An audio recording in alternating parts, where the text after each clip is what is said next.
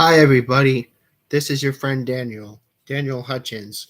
We're back again for another Screen Rant article discussion, and we're going to first be talking about James Gunn, and then we'll talk about Doctor Strange 2, and then we're also going to be doing more stuff, okay? So, from our friend James Gunn, okay, you want to know more about James Gunn? All right, James Gunn will save the DC Extended Universe, but by not being the next Snyder. Okay, James Gunn future seems to lie with DC and Warner Brothers. Now, if he can avoid the traps that Zack Snyder fell to, he might save the reputation of the DC Extended Universe. This was yesterday, everybody.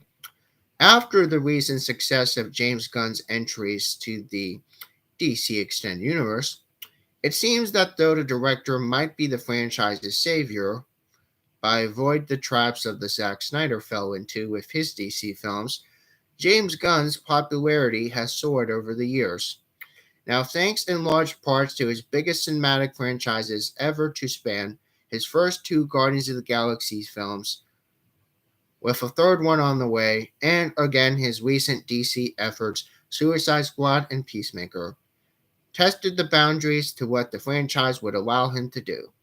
Now, Gunn's Peacemaker has boasted a better Rotten Tomato score than any other DC show, and its edgy, irrelevant humor proved to be a huge part of his appeal.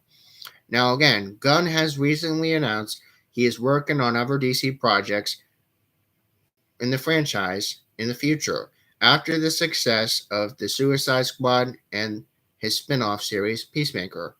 It's certainly an encouraging sign with regard to the future of the DC Extended Universe.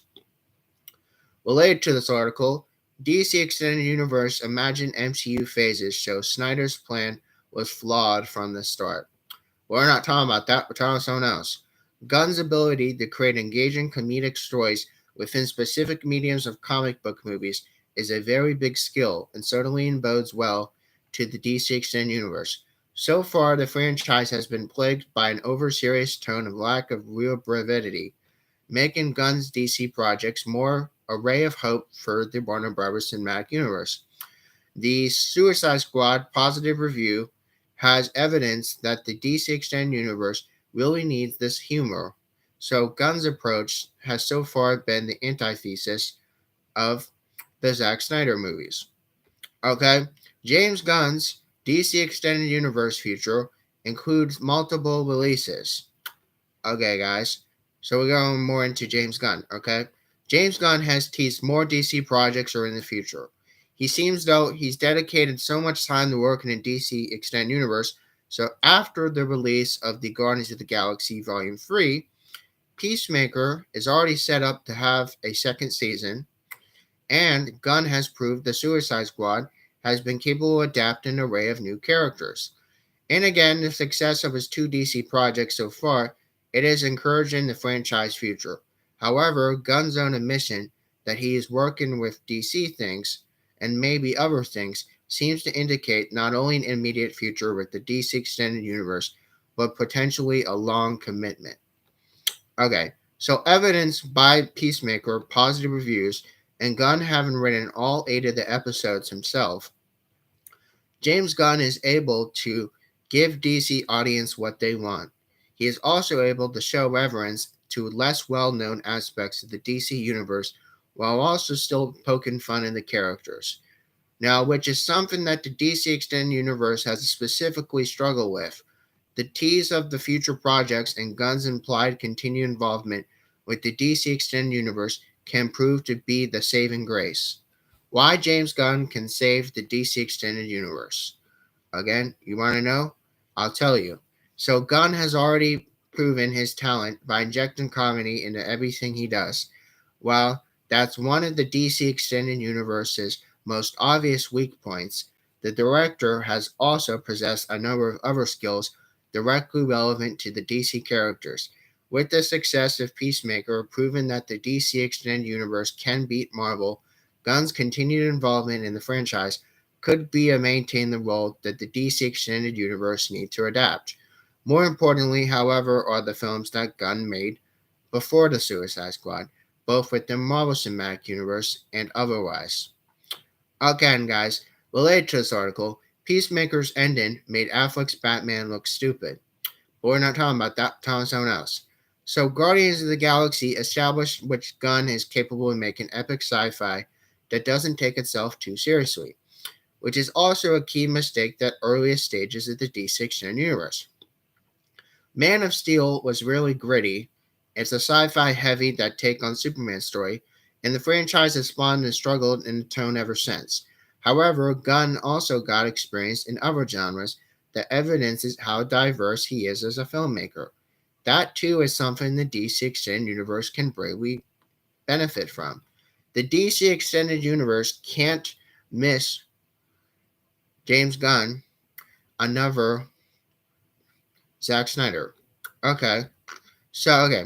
One of the DC Extended Universe's biggest mistakes was the treatment with Zack Snyder. Now, the Warner Bros. Repeated interference in the creative vision has ultimately resulted in the DC Extended Universe's jumbled tone and common criticisms from the franchise attempting to copy the Marvel Cinematic Universe without any of the rivals' charm. Zack Snyder himself is an inventive filmmaker who had big plans for the franchise, as evidenced from the Zack Snyder Justice League, but if the DC Extended Universe were to repeat those mistakes with Gunn, the problems would further endure. Now, the studio's input into the DC Extended Universe's films ended up hurting the franchise as a whole, but by allowing James Gunn the creative space he needs, the franchise can begin to earn a better reputation. So far, Gunn has proved that he's willing to push the envelope with irrelevant and edgy humor, but he's also showed levels of respect and adherence to the comics the audiences respond well to. Peacemaker has confirmed Gunn is the bravest director of comic book movies to ever see him kill off important characters, but this is also evidence Warner Bros.' willingness to allow him to have more control over his work than Snyder did. Therefore, if DC Extended Universe can avoid repeating the same mistakes Gunn had, it's a real chance to turn the franchise around. What James Gunn's future DC releases can be. Okay, so you want to know? James Gunn teasing his continued work on DC projects has prompted many to speculate or wonder exactly what those projects are. Now, of course, the most likely is Peacemaker Season 2. That's already been confirmed, guys. But the second is the total mystery. However, there are indications that Gunn may go next within DC Extended Universe, as Peacemaker's Justice League cameos indicated they possibly or potentially has sights to set the biggest super team. However, there are numbers of other spin offs from the Suicide Squad that Gunn may opt to make instead. It's also possible that he may want to steer clear of any high profile characters in the DC pantheon after the Justice League's controversy. Okay, James Gunn should make a Justice League movie and Peacemaker proves it. But we're not talking about that, we're talking about someone else. Well, also, there is a time where it would tell us specifics of James Gunn's DC Extended Universe future. His first two offerings to the franchise have arguably been the best. This is not only a testament to Gunn's ability as a filmmaker, but also to the way of his unique style complements the DC Extended Universe to make up particular shortcomings. Zack Snyder's work might have been instrumental in establishing the foundation of the franchise, but the future of James Gunn in DC Extended Universe might well repair the less than stellar reputation.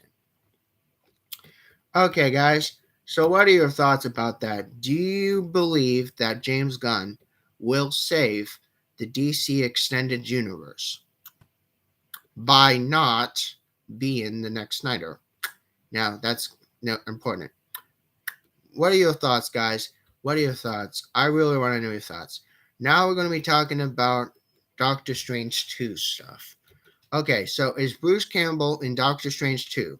Sam Raimi is not allowed to say. Again, Doctor Strange in the Multiverse of Madness, otherwise known as Doctor Strange 2, director Sam Raimi responds to rumors that the frequent collaborator Bruce Campbell would make an MCU cameo. 2 hours ago, Doctor Strange in the Multiverse of Madness, otherwise dubbed as Doctor Strange 2, director Sam Raimi isn't allowed to say if Bruce Campbell appears in it. The next Marvel movie scheduled to hit the theaters to mark Raimi's return to the director chair after a long hiatus sees him coming back to the superhero genre he helped popularize with the Spider-Man trilogy. Thanks to some pandemic-related release delays, Doctor Strange in the Multiverse of Madness would hit theaters on May the 6th. Now, we said that again and again and again and again, but after becoming friends in high school and working together on various projects, the film careers of both Raimi and Campbell have began to have earnest with 1981's Evil Dead. This spawned a number of future collaborations. Fans of both are used to seeing Campbell's performance in Raimi's movies to some capacity. Often memorable cameos include appearances to all three of the Spider-Man movies, and viewers have anticipated the actor's MCU introduction to Doctor Strange 2. The first rumor has sparked that Campbell reported being in London while the movie was filming. Again, so the latest article, every Bruce Campbell horror movie ranked from worst to best. We're not talking about that. We're talking about something else.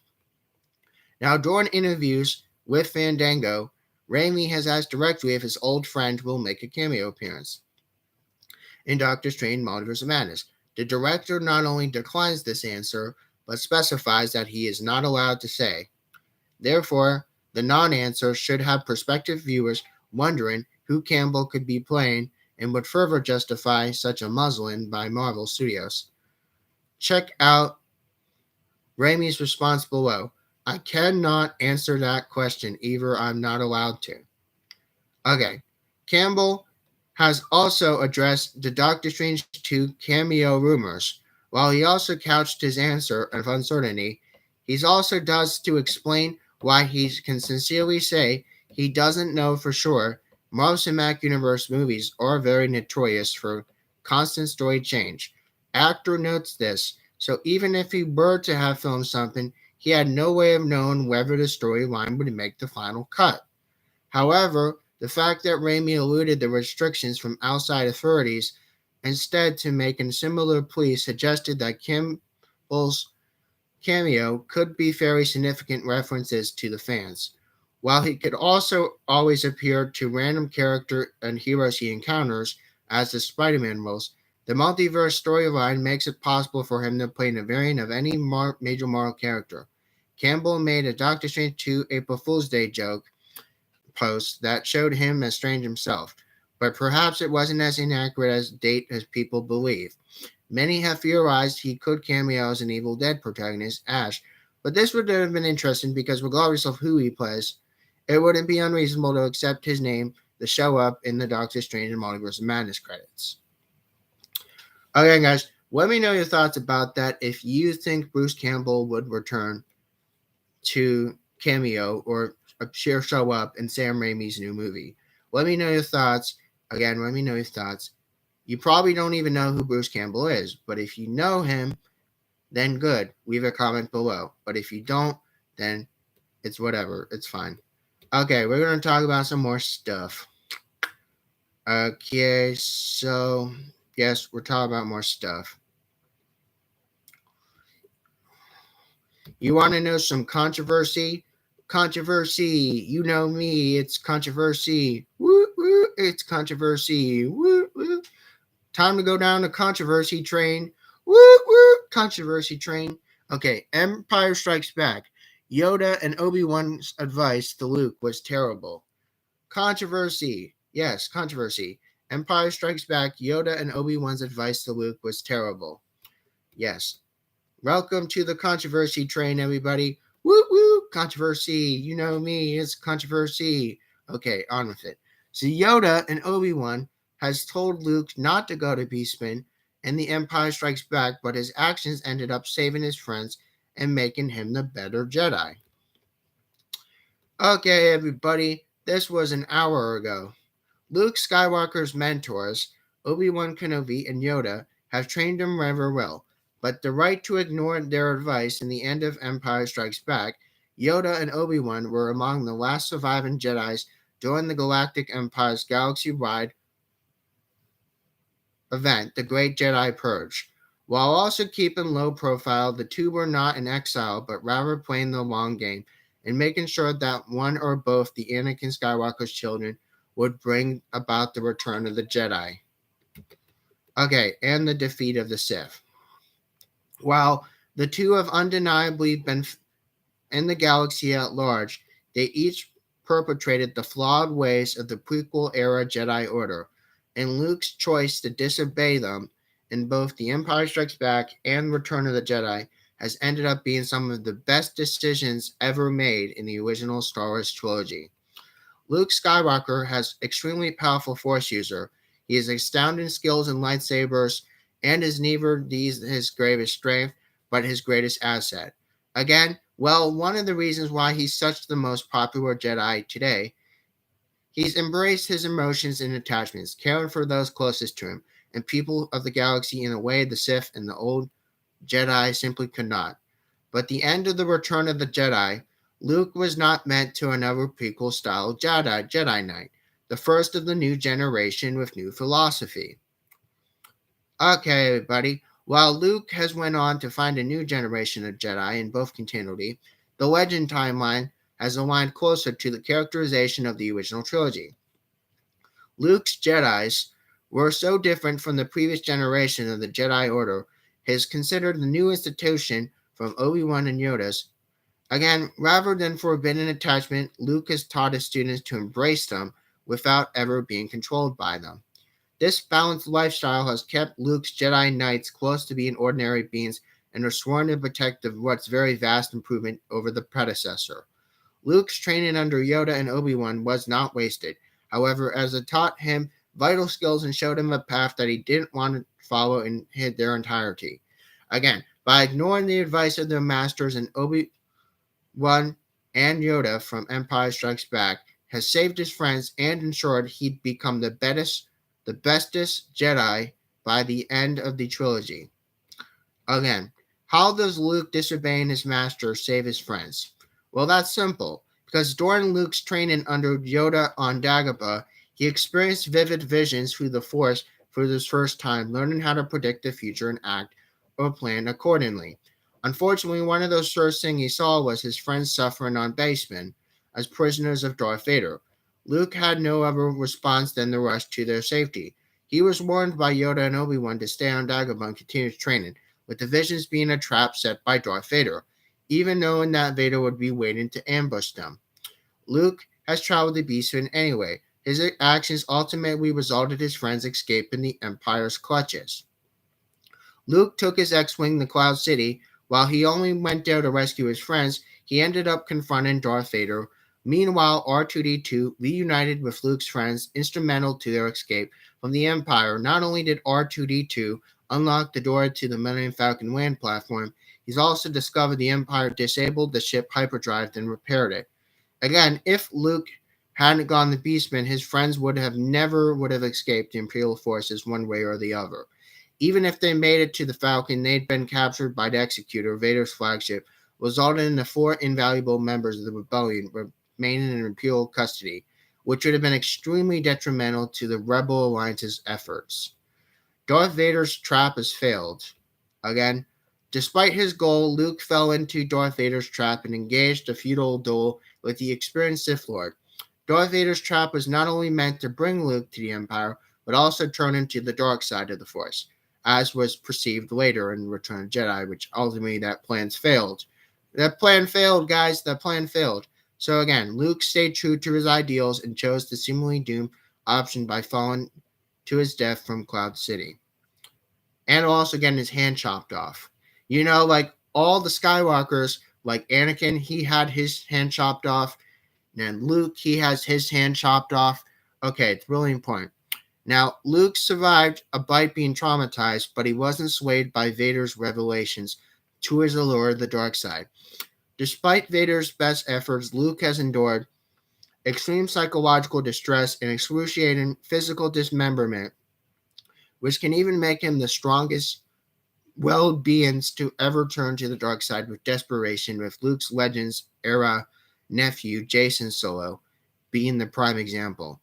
Now, Luke chose death over turning his back to his friends, and again, Darth Vader's disturbing revelation has additional effect to helping Luke make the best possible decisions he ever made in the whole trilogy, in the whole series, in the whole saga, within The Return of the Jedi. Yes, The Return of the Jedi. Luke's defeat has made him the better Jedi. Well, it's really simple, guys. Luke's defeat on Beastman was a life-changing experience for him. He nonetheless used this to his advantage in Return of the Jedi. Lucas grew up idolizing his father, but the descriptions he'd heard of him numerous beings confirmed Anakin Skywalker was a good man. With the wool no longer in his eyes, Luke realized that he couldn't kill his own father, but his mentors had been lying to him. Rather than continue to see Darth Vader as an irredeemable monster who must be killed, Lucas sought out to bring back the side of the good. The resolution has prevented him from falling to the dark side in Return of the Jedi. This has seen Luke follow the words of his mentors, Vader or Palpatine, while also ending up falling to the dark side. He did what felt right, which ultimately has saved the galaxy. Yoda and Obi-Wan's bad advice foreshadowed the Return of the Jedi. Okay, Yoda and Obi-Wan did not want Luke to travel the Dagobah for good reason. He was well trained and powerful in ways of the Force, and they didn't want to risk him becoming the Sith apprentice to Darth Vader or Emperor Palpatine. They demanded he detach himself from the people he cared about most, trying to keep them at a distance from his loved ones. Like they had taught us the Jedis, they gave Luke similar advice to Return of the Jedi, instructing him to kill Vader, but despite Luke's familial family connection to him, ultimately Yoda and Obi-Wan were trying to mold Luke into another old guard Jedi from The Empire Strikes Back and Return of the Jedi, but by disobeying them, Luke has not only contributed to the Empire's defeat, but also became the first and new, better kind of Jedi Knight. Okay, buddy. So again, let me know your thoughts about that. If you think Luke Skywalker is still the best of the Jedis. Again, this is all controversy. Yes, controversy. You know me. It's controversy. Woo, woo. Okay, so again, guys, let me know your thoughts about that. Do you think Luke is the best Jedi?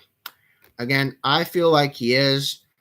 And if you agree with me, also let me know in the comments. Again, so we're going to talk about one more thing. Yes, we are going to talk about one more thing, and then we're going to wrap this out. If this works, come on. Come on. What the hell? No. Come on. It should work. I should be able to go to the freaking... I should be able to go to the freaking screen rant page. God damn it. Internet's being fucking stupid again. Internet's being fucking stupid again. Internet's being fucking stupid again. Okay, now we're back on the page. It only took me 1,000 years to figure out how to frickin' reload and get the frickin' page going. Again. Alright, sorry guys. We have to keep this going. We're just gonna do one more thing. We're gonna talk about one more thing. Okay, guys. The last thing we'll talk about in this discussion is the Teen Titans. Yes, the last thing we'll talk about is the Teen Titans. Teen Titans group cosplay has given the heroes much deserved chill time. Okay, guys. Stunning joints, we saw Teen Titans cosplay homage the incredible DC comic book art. One of the greatest superhero teams ever come to life. Okay, everybody. The awesome group cosplay and the homage that recreates the incredible Teen Titans by DC Comics gathers to get some of the most deserved time to relax. Now, in photos, Raven, Beast Boy, Starfire, Cyborg, and Robin, the OGs, again, the originals. For those who don't know what OG is, it's originals. They meet together to eat some food. They pose for pictures and do everyday teenage stuff. that superheroes often don't get a chance to do, with their world-ending battles and conflicts thrown in their way. The new Teen Titans are an iconic DC team supervised by Marv Wolfman and George Perez. You probably know those names if you ever read the Titans. Again, some of the best brave new young heroes across the universe together. The Teen Titans have many different team variations over the years, but in the 2003 animated series, which is the very, very best animated series, at least, to some who were alive back in the 90s and 2000s, we know the modern comics. They say currently the Teen Titans artist is then again posting his art online to draw in some of the DC comics, working alongside writer Kami Garcia, creating the excellent young adult graphic novels starring the team. The most recent book was the critically acclaimed Beast Boy Loves Raven. You guys probably remember that if you guys ever heard of it. Now, again, I'm just in the bathroom because I really had to take a dump. Okay, the Teen Titans, again, remain incredibly popular with numerous comic book series, animated shows, and live action properties starring with the team. Okay, guys, this is very uncomfortable, but I had to use the bathroom. Okay, so on her Twitter account, the cosplayer Caitlin Christie has shared a group cosplay of the Teen Titans getting some much needed time off. This picture features awesome cosplay of Raven, Starfire, Beast Boy, Robin, and Cyborg, and a photo shoot by More and More, Caramel Morris, and other hashtags from Instagram. You can click these 4 photos to see the Teen Titans relaxing at the diner. The first image includes a perfect caption, "No more missions today, so we are vibing." Okay, so Caitlin Christine on Twitter had posted these photos of cosplays of the Teen Titans inspired by this person. Okay, so it definitely different, let me tell you, and it was posted on March 31st. And there are 6 replies. The images are clearly homages to the recreations of the Gabriel Piccolo's awesome Teen Titans art, as the cosplays bring modern design to the superhero team to life in stunning fashions. Each of the cosplayers does a great job with respective character. It makes us kind of wish that the current Titans TV series was a bit more lighthearted and focused on this version of their heroes. The Teen Titans are beloved by DC comic book fans for a reason, which means many of these cosplays have made the young heroes. However, by doing a group ensemble inspired by the art by Gabriel Piccolo, who is this person that the Teen Titans are doing, the Teen Titans cosplay absolutely hits the home run and showing the personality and styles of the superhero team's more modern aesthetic. Again, guys, let me know your thoughts about that. Let me know your thoughts about that. Again, this is just going to be another 30-minute or so again. But again, like I said, I just kind of couldn't hold it at the end, so I had to use the bathroom. But I'm okay now. Yes, I'm okay now.